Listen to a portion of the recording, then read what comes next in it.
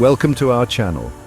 Today we're diving into the legacy of Muammar Gaddafi. While Gaddafi was a complex figure, he had a vision for Africa unity, self-reliance, and a powerful presence on the world stage. Let's unpack 10 things Gaddafi did for Africa that often get lost in the narrative.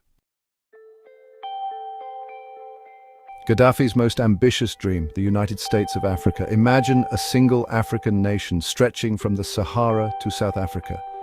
One government, one army, one currency, all united. He saw a united Africa as the way to break free from Western dominance and pool resources. Critics called it unrealistic, a power grab, maybe even delusional. But you got to admire the audacity, right? Gaddafi traveled the continent, preaching this gospel of unity, even crowning himself King of Kings of Africa. His message resonated with many who yearned for a stronger, more independent Africa. Was it a pipe dream? Maybe. But it was rooted in a deep desire to see Africa rise. Gaddafi wanted to shake up the global financial system with a gold-backed African currency. He proposed a dinar backed by Africa's vast natural resources. This wasn't just about blinging out the economy. Gaddafi saw it as a way to break free from the US dollar and the euro. A gold-backed currency would give Africa real buying power and stabilize economies. The idea sent shockwaves through the international community. While the gold dinar dream never materialized, it sparked a conversation about Africa's place in the global financial order. Sometimes just starting the conversation is a revolution in itself. Gaddafi put his money where his mouth was with the African Union. He became one of the AU's biggest financial backers, often footing over 15% of its operating budget. The AU promotes peace, cooperation, and development across the continent. Gaddafi saw the AU as a vital tool for achieving his Pan-African dreams. He pushed for key initiatives like a rapid response force for conflicts and humanitarian crises. He also advocated for greater economic integration and a stronger voice for Africa on the world stage. His financial contributions helped keep the lights on and allowed the AU to pursue its mission. It's a complicated legacy, but one that had a tangible impact on the organization. Gaddafi saw Africa's reliance on Western companies for communication infrastructure as another form of dependency. His solution: launch Africa into the digital age with its own satellite and communication systems. He invested heavily in projects like the Rescom satellite, providing affordable telecommunications access across Africa. He also supported the development of fiber optic cables, boosting internet connectivity. These initiatives faced challenges, but Gaddafi's vision was clear: a technologically independent Africa, a continent capable of controlling its own digital destiny. Gaddafi believed in investing in Africa's future, using Libya's oil wealth to do it.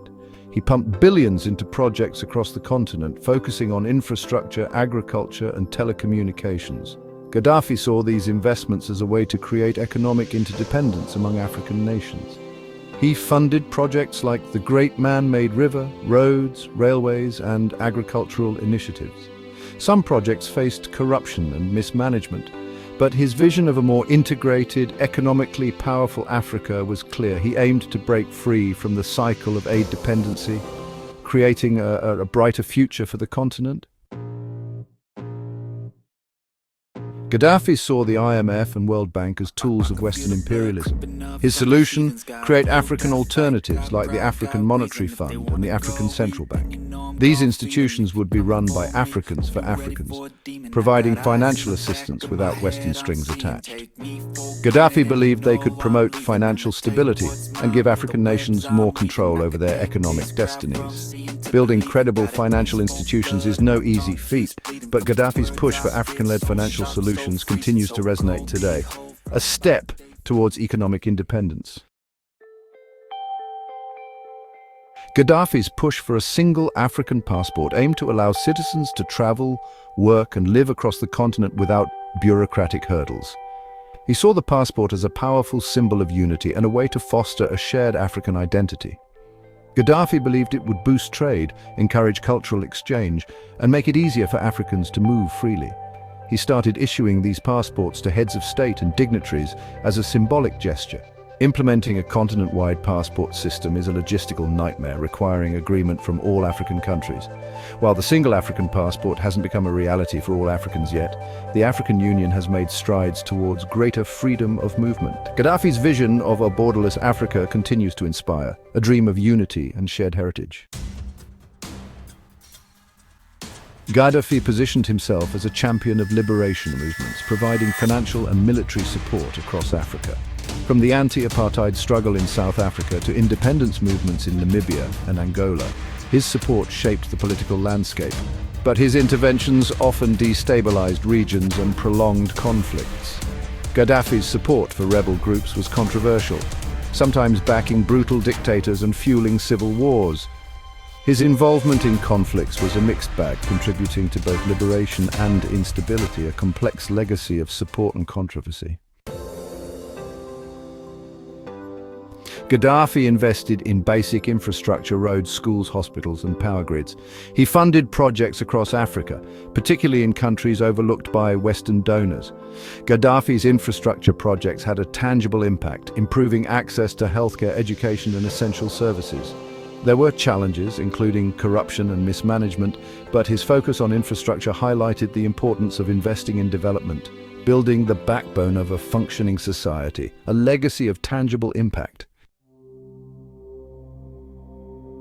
Gaddafi understood the power of culture in uniting a people. He organized Pan-African cultural festivals, bringing together artists, musicians, and intellectuals to celebrate their heritage.